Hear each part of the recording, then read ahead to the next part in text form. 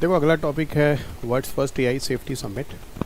Actual में ये जो हुआ है वो ब्लैकले पार्क में हुआ है। ये इंग्लैंड में एक जगह है, या कह लो उसी के आसपास की एक जगह है जहाँ पर ये एआई समिट हुई है। और वैसे भी बताऊँ तो ये जो एआई समिट है उसका पर्पस है सेफ्टी, यानी सुरक्षा।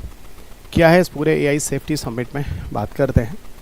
करना कुछ नहीं है, वही कोऑर्डिनेशन बनाना है कंट्रीज़ के बीच में। किसी भी तरह की कोई इश्यूज़ होता है उस पर खुल के बात करनी है। किस तरह के कोई इश्यूज़ अगर हो रहे हैं किसी कंट्रीज़ में तो उनके बारे में लोगों को अवेयरनेस देना है। आइए बात करते हैं। एआई सेफ्टी समिट 2023 जो है वो ब्लैकले पार्क इंग्लैंड में होती है। और यहाँ पर ख़ास तौर से बात यही होती है कि एआई टेक्नोलॉजी से बड़े जो चैलेंजेस हैं दुनिया में उनको किस तरीके से टैकल किया जाए। यहाँ ब्लैकले पार्क डिक्लेरेशंस हैं यहाँ पर, और फर्स्ट एवर ग्लोबल पैक्ट है जो एआई रिस्क को लेकर एड्रेस करता है। पहली बार दुनिया में एआई से हुए जो रिस्क हो सकते हैं उन पर डिस्कशन होता है। और काफ़ी हद तक अगर देखा जाए तो कंसेंसस है, जो रिफ्लेक्शन है यहाँ पे देखा गया। डिफरेंट तरह के कंट्रीज़ जो जैसे US, China, India, European unions को लेके ये लोग काफ़ी हद तक एआई को लेके एक साथ एकजुट होने की बात कर रहे हैं, जिसमें एआई को काफ़ी हद तक सेफ़ और सिक्योर रखा जाए किसी भी तरीके से।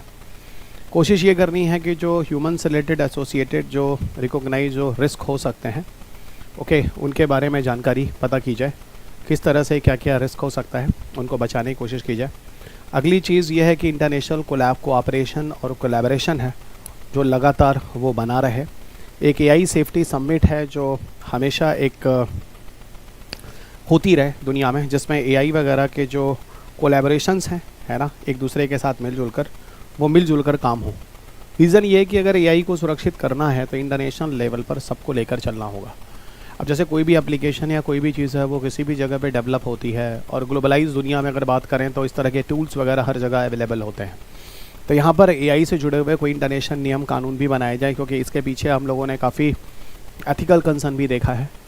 कोई एक कंट्री के साथ हो सकता है उल्टी सीधी चीज़ें भी हो जाएं जो हो सकती हैं दुनिया में।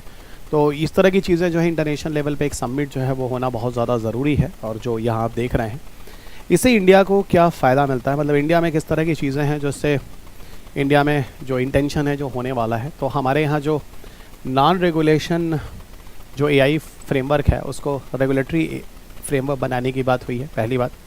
दूसरा, दुनिया में ग्लोबल फ्रेमवर्क जो है एथिकल एआई पर काम करे। तीसरा ये है कि डोमेस्टिक और इंटरनेशनल एक रेगुलेटरी बॉडी बनाई जाए। इस तरह की चीज़ें हैं।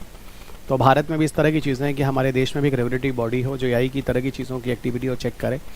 और एक पेंडिंग डिजिटल इंडिया एक्ट 2023 है जो ऐसा माना जा रहा है कि आगे चलकर इस तरह की चीज़ों को देखते हुए भारत में इंट्रोड्यूस किया जाएगा, जो एक तरह से एक इशू स्पेसिफिक रेगुलेशन होगा जो भारत में करेगा। तो जो भी इश्यूज़ वगैरह उनसे जुड़े हुए चीज़ों का निपटान करेगा।